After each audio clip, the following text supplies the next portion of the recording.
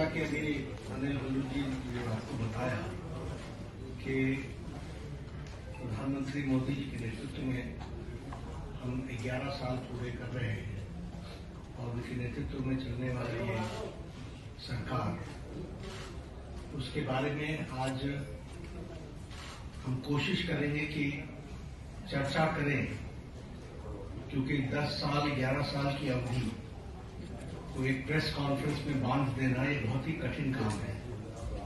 लेकिन फिर भी जो विकसित भारत और विकसित भारत में अमृत काल और अमृत काल के लिए जो सेवा, सुशासन और गरीब कल्याण हुए, इस पे जो समर्पित 11 साल प्रधानमंत्री मोदी जी के नेतृत्व में कार्य हुआ है, वह स्वर्ण अक्षरों में लिखे जाने वाला कार्य है। It should be written in golden words, in golden letters, क्योंकि जो काम हुआ है वह अकल्पनीय और अद्वितीय। और इस बात को हमको ध्यान में रखना चाहिए कि किस तरीके से प्रधानमंत्री मोदी जी ने देश की राजनीति की संस्कृति, पॉलिटिकल कल्चर, देश के राजनीतिक संस्कृति, पॉलिटिकल कल्चर को उन्होंने परिवर्तित किया है। देश 11 साल पहले तुष्टीकरण और तुष्टीकरण के साथ साथ समाज को खंडित करके अपनी कुर्सी को सेव करना, यह एक राजनीतिक संस्कृति का तरीका बन गया था। लेकिन प्रधानमंत्री मोदी जी के आने के बाद जब मैं कहता हूं कि he change the political culture of the country, तो politics of performance, responsive government, responsible government, एक जिम्मेवार सरकार, एक जवाबदेह सरकार, और इसके साथ साथ हम ये कहेंगे कि पॉलिटिक्स ऑफ रिपोर्ट कार्ड, यानी हम अकाउंटेबल गवर्नमेंट, जो हम काम कर रहे हैं उसको हम जनता के सामने अकाउंट करते हुए चीजों को रखें। ये नई संस्कृति पैदा हुई और इसलिए मैं बड़े गर्व के साथ ये कह सकता हूं कि पिछले 11 साल में मोदी जी के नेतृत्व में चलने वाली सरकार ने भारत की राजनीति की संस्कृति को बदलकर न्यू नॉर्मल, न्यू ऑर्डर को स्थापित किया है। और यह सरकार एक असरदार सरकार है, इफेक्टिव गवर्नमेंट। यह सरकार दमदार सरकार है और यह सरकार मजबूत फैसले लेने वाली सरकार है, आर्थिक अनुशासन लाने वाली सरकार है। पिछले 11 वर्षों में जो आर्थिक अनुशासन लाया गया, उसके लिए जो बोल्ड डिसीजंस लिए गए और उस समय जनता को साथ लेकर के किए गए, ये सारी बखूबियां हमको समझने की आवश्यकता है। ये जैसा मैंने कहा कि रिस्पॉन्सिबल सरकार है, रिस्पॉन्सिव सरकार है, पीपल लेड गवर्नमेंट, जनता को साथ लेकर के चलने वाली सरकार, और पीपल्स पार्टिसिपेशन, इसको भी हमने बखूबी देखा है। और हम सब जानते हैं कि ये सरकार पिछले 11 सालों में ट्रांसपेरेंसी की नई मिसाल पेश की। इट्स अ ट्रांसपेरेंट गवर्नमेंट और ये फ्यूचरिस्टिक गवर्नमेंट है। ये भविष्य को देख करके चलने वाली सरकार है। भविष्य को किस तरीके से हम आगे देश को ले जाना चाहते हैं, इसके बारे में सोच करके काम को करने वाली सरकार है। और इसीलिए वी टॉक अबाउट विकसित भारत, और विकसित भारत का ये अमृत काल, और ये 10 साल 11 साल ने विकसित भारत का बेस बनाया है। This we have to understand. और इस बेस को बनाने के लिए जो भी फैसले लेने थे, वो सारे फैसले लिए गए। आज के दिन में 2014 से पीछे जाऊं, इसकी आवश्यकता नहीं है, लेकिन हमको ये याद रखना चाहिए कि that government before 2014 was full of corruption. भ्रष्टाचार से आकंठ डूबी हुई सरकार थी, घोटालों से में संलिप्त सरकार थी और तुष्टीकरण के साथ काम करने वाली सरकार थी। एक नेगेटिविज्म का वातावरण था, कुछ नहीं बदलने वाला। लेकिन 2014 के बाद हमने ऑप्टिमिज्म देखा है। The shift, when I talk about political culture, I talk about the shift from negativism to positive. आज हम मतलब मैं नहीं, भारत का आम नागरिक कहता है मोदी है तो मुमकिन है। मोदी जी के बारे में ये धारणा बनना कि वह समस्याओं का सॉल्यूशन करेंगे और समस्याओं को सॉल्व करेंगे, ये आम व्यक्ति की धारणा बन गई है। और इसीलिए हम ये भी कह सकते हैं कि ऑप्टिमिज्म में विकास, आविष्कार और नवाचार, ये तीनों चीजें जुड़ी हैं। आज हम डेवलपमेंट भी कर रहे हैं और उसके साथ साथ हम बेस्ट प्रैक्टिसेस भी ला रहे हैं, नवाचार भी हो रहा है और इस तरीके से विकास के काम को आगे बढ़ा रहे हैं। अगर मैं मोदी जी के शब्दों में बताऊं तो उन्होंने कहा है कि this decade will prove to be the base of the development of the future विकसित भारत। और इसी काम को लेकर के जो हम लोगों ने उनके नेतृत्व में जो उन्होंने नीतियां दी, परफॉर्म, ट्रांसफॉर्म, रिफॉर्म, इसको हर पॉलिसी में हम सबको देखने को मिलता है, हर नीति में हमको देखने को मिलता है। एवरी पॉलिसी आप देखेंगे तो इट्स डिफरेंट।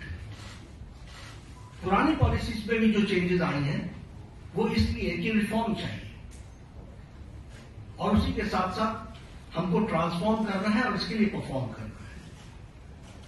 और एक बेसिक प्रिंसिपल पिछले 11 वर्षों में हम लोगों ने अडॉप्ट किया और ये मोदी जी की ही सोच रही है, सबका साथ, सबका विकास, सबका विश्वास, सबका प्रयास। बहुत चैलेंजेस भी आते हैं लेकिन उसके बावजूद भी अंडरलाइनिंग प्रिंसिपल हमारा बड़ा स्पष्ट रहा है। अब मैं अगर बोल्ड डिसीजंस की बात करूं तो मैंने कहा कि इतने एक प्रेस कॉन्फ्रेंस में 11 वर्षों के बोल्ड डिसीजंस बता देना ये मेरे लिए बहुत कठिन होगा, लेकिन आर्टिकल 370 को एब्रोगेट करना, पॉलिटिकल नैरेटिव बन चुका था कि दिस इज नॉट पॉसिबल, देश मान चुका था कि दिस इज नॉट पॉसिबल और वो आर्टिकल 370 धाराशाही हुआ और एब्रोगेट हुआ, वो हम सबको पता है। और आप ही सोचिए, जम्मू कश्मीर के इलेक्शंस को आप कहते थे महज फॉर्मेलिटी, आप ही लोग कहते थे सब। लोकसभा में टर्नआउट 58.46% रहा और विधानसभा जेएनके के इलेक्शन में turnout was 63%. This is the change and this is the result of the bold decision taking. अगर हम उसी तरीके से बात करें एबॉलिशन ऑफ ट्रिपल तलाक, सब लोग जानते हैं कि ट्रिपल तलाक मानवता के लिए और ह्यूमैनिटी के लिए और महिलाओं के लिए एक बहुत बड़ी त्रासदी थी, ट्रेजेडी थी। लेकिन चुप बैठे हुए थे, सुप्रीम कोर्ट भी बोल रहा था। लेकिन ये बोल्ड डिसीजन लेना और ट्रिपल तलाक को समाप्त करना, जबकि इस्लामिक कंट्रीज में और हमारे नेबरिंग कंट्रीज में कहीं भी ट्रिपल तलाक नहीं, Bangladesh, Pakistan, Afghanistan, Syria, Iran, Iraq, Malaysia सब डोमिनेटेड मुस्लिम देश रहे और इस्लामिक देश रहे, लेकिन यहां भी ट्रिपल तलाक नहीं था और हमारे यहां ट्रिपल तलाक चल रहा था।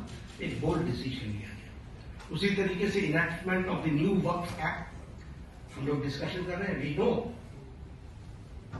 किस तरीके से एक नैरेटिव बनाने का प्रयास हुआ, लेकिन in the interest of the nation, देश के इंटरेस्ट में और उस कम्युनिटी के इंटरेस्ट में वक्फ बोर्ड बनाने की न्यू एनैक्टमेंट की आवश्यकता थी, वो बोर्ड डिसीजन लिया गया। उसी तरीके से सिटीजन्स अमेंडमेंट एक्ट, उसी तरीके से डीमोनेटाइजेशन, उसी तरीके से मोर देन 3 डिकेड्स हम विमेन रिजर्वेशन की तरफ नहीं बढ़ पाए, लेकिन 33% विमेन रिजर्वेशन देने का काम प्रधानमंत्री मोदी जी के नेतृत्व में हुआ।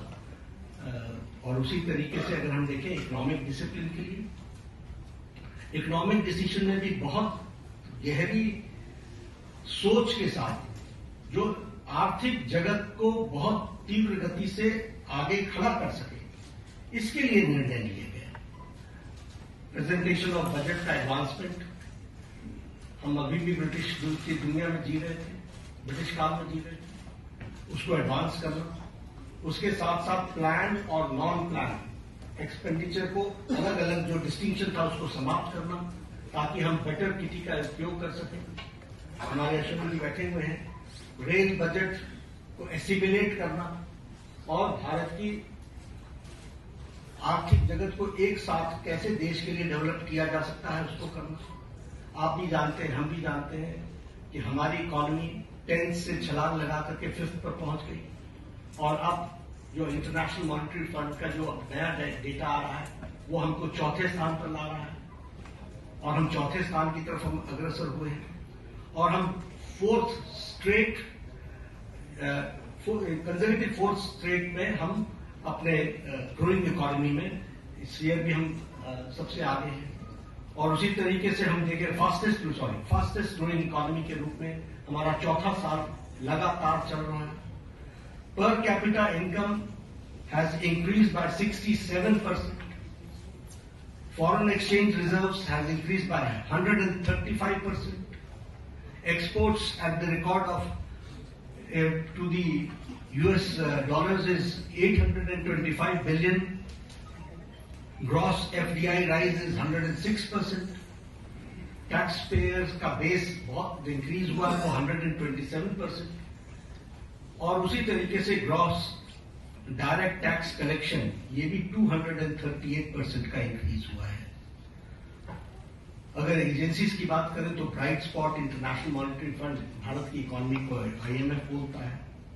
वर्ल्ड बैंक हमारे को fastest growing economy, major economy in the world कहता है, और वर्ल्ड इकोनॉमिक फोरम हमको वो कहता है कि India is all set for as a primary engine of the global economic growth in 2025 and 26।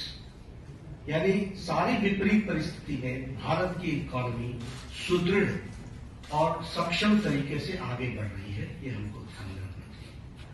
जब हम रिस्पॉन्सिव गवर्नमेंट की बात करते हैं तो प्रोएक्टिव डिसीजंस एक नहीं अनेकों हुए, और राहत के काम में तो हम प्रधानमंत्री मोदी जी कभी पीछे नहीं रहे। फिर चाहे बात ऑपरेशन गंगा की हो और सिटीजन्स को यूक्रेन से लाने की बात हो, प्रोएक्टिव होकर के किसी और देश ने अपने सिटीजन्स की चिंता नहीं की, लेकिन इंडिया ने, और इंडिया ही नहीं, इंडियंस के साथ साथ, इंडियन फ्लैग के साथ साथ कई दूसरे देश के लोग भी यूक्रेन से बाहर आए। तो यह एक पॉजिटिव नोट के साथ उसी तरीके से हमारे वंदे भारत मिशन, जिसमें 67 लाख को लोगों को कोविड के दौरान भारत वापस, स्वदेश भारत वापस लाने का काम हुआ है। ऑपरेशन देवी शक्ति में अफगानिस्तान से लोगों को वापस लाए।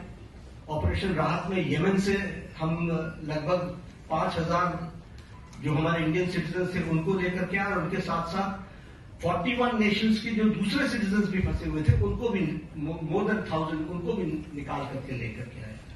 ऑपरेशन मैत्री में नेपाल में हमारा स्क्विड में सबसे आगे थे, we were the first to reach and land in Kathmandu, और हम लोगों ने राहत कार्य किया। और अगर मैं ऑपरेशन वैक्सीन मैत्री की बात करूं तो ये बार बार मैं याद दिलाना चाहता हूं कि मोर देन 150 कंट्रीज में हमने वैक्सीन को पहुंचाया, और हमने कोशिश की कम से कम 48 कंट्रीज को तो फ्री वैक्सीन दी गई है, और ये वैक्सीन मैत्री में भी हम प्रोएक्टिव रहे। कोविड मैनेजमेंट पर मैं जरूर बोलना चाहूंगा, क्योंकि जब मैं रिस्पॉन्सिबल और रिस्पॉन्सिव गवर्नमेंट की बात करता हूं, देखिए ये पेंडेमिक सारी दुनिया के लिए आया। ये पेंडेमिक इस शताब्दी का सबसे बड़ा पेंडेमिक रहा, और इस पेंडेमिक में विभिन्न कंट्रीज ने अपने अपने तरीके से रिस्पॉन्ड किया, क्योंकि इसके रिस्पॉन्ड करने का कोई तरीका नहीं, सबने अपने अपने तरीके से रिस्पॉन्ड किया। लेकिन जो मोदी जी के नेतृत्व में भारत में जिस तरीके से कोविड को रिस्पॉन्ड किया, किसी कंट्री ने नहीं किया, और किसी कंट्री, हर एक जगह पर कोविड की लड़ाई सरकार ने लड़ी। भारत में मोदी जी ने कोविड की लड़ाई जनता के साथ मिलकर के लड़ी।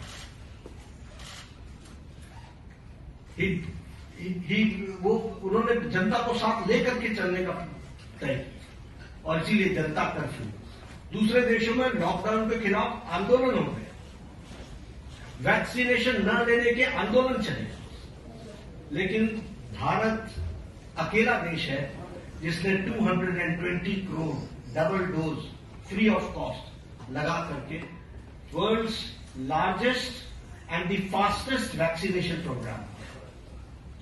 तो आप बताइए कि ये रिस्पॉन्सिबिलिटी और रिस्पॉन्सिव सरकार का किस तरीके से उसको पूरा करने का प्रयास हुआ है, ये मैं कोविड के बारे में जरूर बताना चाहूंगा। पिछले दशक में हमने समाज के सभी वर्गों की चिंता की है, फिर चाहे वो हमारे शेड्यूल कास्ट भाई हैं, फिर चाहे वो हमारे ओबीसी भाई हैं, फिर चाहे वो हमारे ट्राइबल भाई हैं, सबकी हमने चिंता की है। उनके लिए हर एक के लिए अलग अलग नीतियां, अलग अलग कार्यक्रम